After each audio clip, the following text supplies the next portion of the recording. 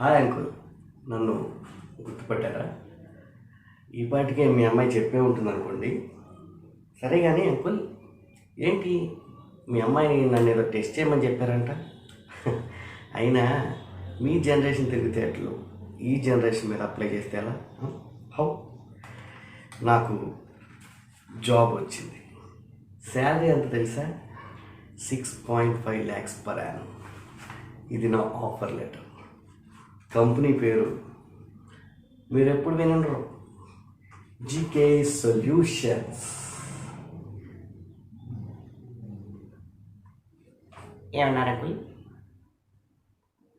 ఆ కంపెనీ మీదే అంటే గుత్తి కాంతారావు సొల్యూషన్స్ మీరేనా?